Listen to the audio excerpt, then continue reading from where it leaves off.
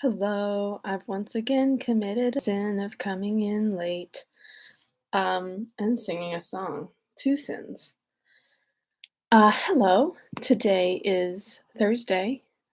My computer is charging, which is good news to me because it wasn't a couple seconds ago. Um, I have only done no, I did class before, and I haven't had class yet today. All I've done is eat breakfast and then write some script and then eat lunch and then do this. I guess I got to read outside a little. That was really nice. It was quite pleasant in the outdoors. So I would highly recommend the outdoors to all of you if you can safely go to the outdoors. Um, Soon, I've got to find a place to live, and that's hard and still not working for me. So that's awesome. But hopefully soon I will have one and everything will be okay again. So let's talk about what happened yesterday. Besides me being incapable of human speech patterns, although I do kind of pin that on Edith. Like, it's not my fault you wrote something that could be interpreted as brash ashtray. Okay, so I believe yesterday there was a dinner.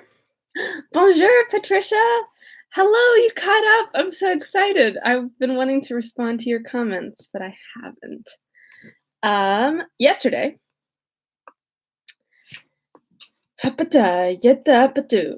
they were at a dinner with Mom Archer, Sister Archer, Baby Mrs. Archer, aka Mae Welland, and Mr. Sillerton Jackson.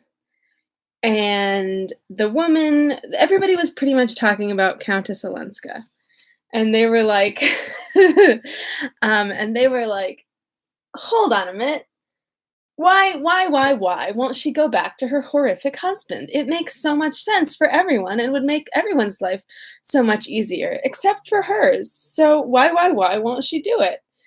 And I honestly have no memory what Sillerton said. Basically, I think Newland sort of outed himself as like the reason that she won't go back, and now nobody's talking to him. And then he was like, "So I think I'm gonna go up to Washington." And May was like, "Yeah, you gonna see Ellen?" And he's like, "Teehee." And that's where we left off, is that Newland is randomly gonna go up to Washington immediately after everyone was talking about Ellen. So, we don't support Newland. I mean, we do. We really do. But he's just kind of a dummy. He always chooses the worst possible times. He's not like, I think I'm going to go up to Washington. He's just like, now is the time. Yes, now is the time. Okay, let's do it. The Age of Innocence Chapter 27. Wall Street the next day had more reassuring reports of Beaufort's situation. They were not definite, but they were hopeful. It was generally understood that he could call on powerful influences in case of emergency, and that he had done so with success. And that evening, when Mrs. Beaufort appeared at the opera, wearing her old smile and a new emerald necklace, society drew a breath of relief. New York was Jean. So basically, Beaufort screwed up and lost all of his money, and I think he's a banker, so he lost like all of everybody's money. And then Ellen's money was attached to Beaufort, and then she wasn't going to have any money. So that's what happened with Beaufort. We almost missed him. Okay. Fuck. I lost where I was. I'm just going to say right there. New York was inexorable in its condemnation of business irregularities. So far, there had been no exception to its tacit rule that those who broke the law of probity must pay, and everyone was aware that even Beaufort and Beaufort's wife would be offered up unflinchingly to this principle. But to be obliged to offer them up would be not only painful but inconvenient. The disappearance of the Beauforts would leave a considerable void in their compact little circle, and those who were too ignorant or too careless to shudder at the moral catastrophe bewailed in advance of the loss of the best ballroom in New York. Archer was uh, Archer had definitely made up his mind to go to Washington. He was waiting only for the opening of the lawsuit of which he had spoken to May, so that its date might coincide with that of his visit. But on the following Tuesday, he learned from Mr. Letterblair that the case might be postponed for several weeks. Nevertheless, he went home that afternoon, determined in any event to leave the next evening. The chances were that May, who knew nothing of his professional life, and had never shown any interest in it, would not learn of the postponement, should it take place, nor remember the names of the litigants if they were mentioned before her, and at any rate he could no longer put off seeing Madame Olenska. There were too many things that he must say to her. On the Wednesday morning, when he reached his office, Mr. Letterblair met him with a troubled face. Beaufort, after all, had not managed to tide over, but by setting afloat the rumor that he had done so, he had reassured his depositors, and heavy payments had poured into the bank till the previous evening, when disturbing reports again began to predominate. In consequence, a run on the bank had begun, and its doors were likely to close before the day was over. Beaufort single-handedly just caused the 1870 recession. The ugliest things were being said of Beaufort's dastardly maneuver, thank God for the word dastardly, and his failure promised to be one of the most discreditable in the history of Wall Street. Oh, just you wait, Edith. Oh, just you wait. The extent of the calamity left Mr. Letterblair white and incapacitated. "I've seen bad things in my time, but nothing as bad as this. Everybody we know will be hit one way or another.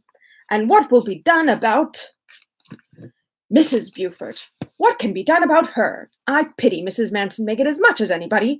Coming at her age, there's no knowing what effect this affair may have on her.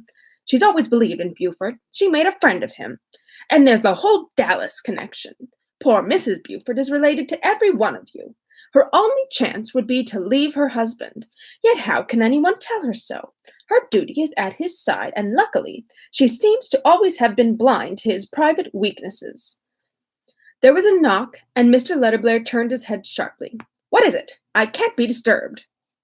A clerk brought in a letter for Archer and withdrew. Recognizing his wife's hand, the young man opened the envelope and read, Won't you please come uptown as early as you can? Granny had a slight stroke last night. In some mysterious way, she found out before anyone else this awful news about the bank. Uncle Lovell is away shooting, and the idea of the disgrace has made poor Papa so nervous that he has a temperature and can't leave his room. Mama needs you dreadfully, and I do hope you can get away at once and go straight to Granny's. Sounds like a stroke just put a cramp in Newland's groove. Archer handed the note to his senior partner, and a few minutes later was crawling northward in a crowded horse car, which he exchanged at 14th Street for one of the high, staggering omnibuses of the Fifth Avenue line. It was after 12 o'clock when this laborious vehicle dropped him at Old Catherine's. The sitting-room window was on the ground floor, where she usually throned, was tenanted by the inadequate figure of her daughter, Mrs. Welland, who signed a haggard welcome as she caught sight of Archer, and at the door he was met by May. The hall wore the unnatural appearance peculiar to well-kept houses suddenly invaded by illness. Wraps and furs lay in heaps on the chairs, a doctor's bag and overcoat were on the table, and beside them letters and cards had already piled up unheeded. I don't think anybody died, Dane. May looked pale but smiling.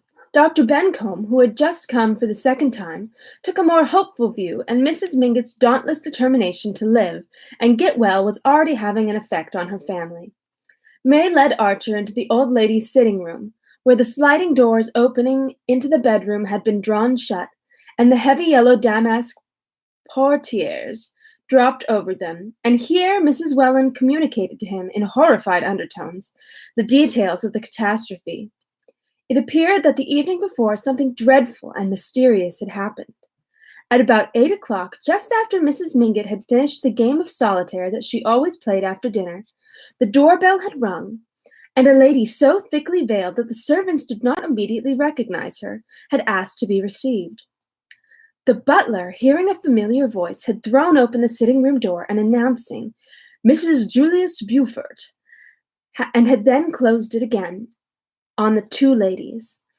They must have been together, he thought, about an hour. When Mrs. Mingott's bell rang, Mrs. Beaufort had already slipped away unseen, and the old lady, white and vast and terrible, sat alone in her great chair and signed to the butler to help her into her room. She seemed, at that time, though obviously distressed, in complete control of her body and brain. The maid put her to bed, brought her a cup of tea as usual, laid everything straight in the room, and went away.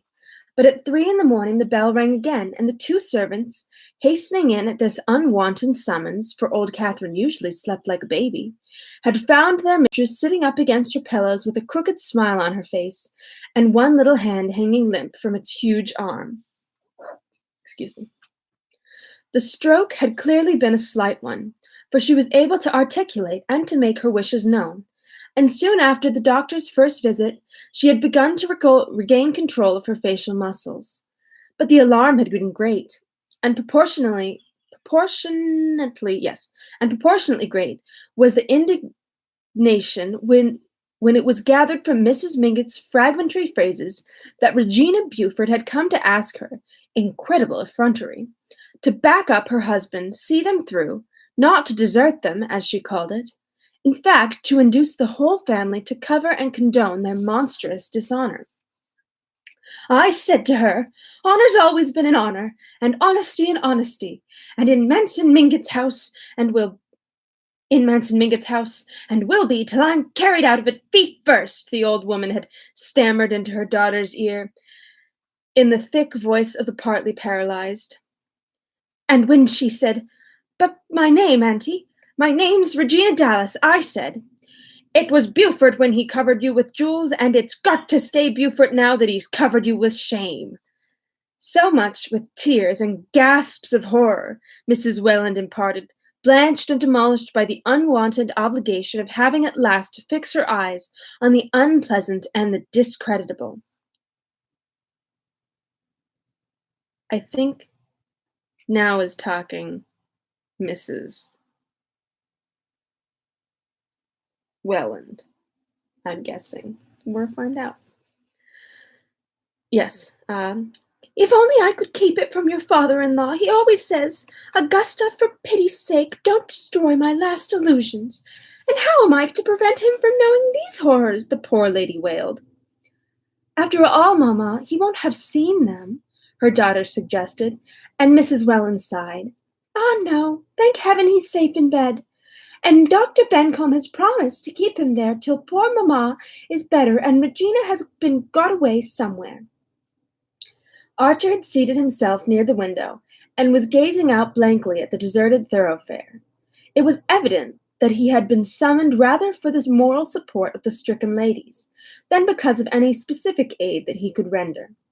Mr. Lovell Mingott had been telegraphed for, and messages were being dispatched by hand to the members of the family living in New York. And meanwhile there was nothing to do but to discuss in hushed tones the consequences of Beaufort's dishonor and of his wife's unjustifiable action. Mrs. Lovell Mingott, who had been in another room writing notes, presently reappeared and added her voice to the discussion. In their day, the elder ladies agreed, the wife of a man who had done nothing disgraceful in business had only one idea, to efface herself, to disappear with him. There was the case of old Grandmamma Spicer, your great-grandmother, May. Of course, Mrs. Welland hastened to add, your great-grandfather's money difficulties were private, losses at cards or signing a note for somebody. I never quite knew because Mamma would never speak of it. But she was brought up in the country because her mother had to leave New York after the disgrace, whatever it was. They lived up the Hudson alone, winter and summer, till Mamma was 16. It would never have occurred to Grandmamma Spicer to ask the family to countenance her, as I understand Regina calls it, though a private disgrace is nothing compared to the scandal of ruining hundreds of innocent people. Yes, it would be more becoming in Regina to hide her own countenance than to talk about other people's, Mrs. Lovell Mingott agreed. I understand that the emerald necklace she wore at the Opera last Friday had been sent on approval from Ball and Black's in the afternoon. I wonder if they'll ever get it back. Archer listened unmoved to the relentless chorus. The idea of absolute financial propriety was the first law of a gentleman's code, was too deeply ingrained in him for sentimental considerations to weaken it. An adventurer like Lemuel Struthers might build up the millions of his shoe polish on any number of shady dealings, but unblemished honesty was the noblesse oblige of financial New York. Nor did Mrs. Beaufort's fate greatly move Archer. He felt, no doubt, more sorry for her than her indignant relatives, but it seemed to him that the tie between husband and wife, even if breakable in prosperity, should be indissoluble in misfortune. As Mr. Letterblair had said, a wife's place was at her husband's side when he was in trouble, but society's place was not at his side, and Mrs. Beaufort's cool assumption that it seemed almost to make her his accomplice. The mere idea of a woman's appealing to her family to screen her husband's business dishonor was inadmissible, since it was the one thing that the family, as an institution, could not do. The maid called Mrs. Lovell Mingott into the hall, and the latter came back in a moment with a frowning brow. She wants me to telegraph for Ellen Olenska. I had written to Ellen, of course, and to Medora, but now it seems that's not enough. I'm to telegraph her to immediately, and to tell her that she's to come alone. French Jean is French, and I am not. The announcement was received in silence. Mrs. Welland sighed resignedly, and May rose from her seat and went to gather up some newspaper that had been scattered on the floor. I suppose it must be done, Mrs. Lovell Mingott continued, as if hoping to be contradicted, and May turned back toward the middle of the room. Of course it must be done, she said. Granny knows what she wants, and we must carry out for her all she wishes. I shall write the telegram for you, Auntie. Shall I write the telegram for you, Auntie? If it goes at once, Ellen can probably catch tomorrow morning's train. She pronounced the syllables of the name with a peculiar clearness, as if she had tapped on two silver bells.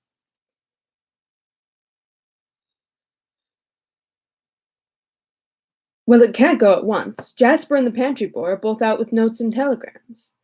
May turned to her husband with a smile. But here's Newland, ready to do anything. Will you take the telegram, Newland? May. There'll be time before luncheon. Archer rose with a murmur of readiness, and she seated herself at old Catherine's rosewood, get ready, Jean, bonjour de jour, and wrote out the message in her large, immature hand. When it was written, she blotted it neatly and handed it to Archer. What a pity, she said, that you and Ellen will cross each other on the way. Newland, she added, turning to her mother and aunt, is obliged to go to Washington about a patent lawsuit that is coming up before the Supreme Court.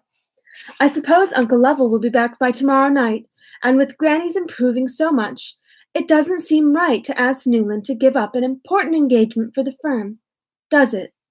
She paused as if for an answer, and Mrs. Welland hastily declared, Oh, of course not, darling. Your Granny would be the last person to wish it. As Archer left the room with the telegram, he heard his mother-in-law, presumably to Mrs. Lovell Mingott, But why on earth should she make you telegraph for Ellen Olenska? And May's clear voice rejoined, Perhaps it's to urge her again that after all her duty is with her husband. The outer door closed on Archer, and he walked hastily away toward the telegraph office. What a mess. What a mess. Oh, Jean, it will help nothing. Nothing will help me with French. I have tried and failed. Newland really goofed that one. If he had just waited, he could have actually seen her. But anyways, Madam, what's her face? Granny Mingott had a convenient stroke.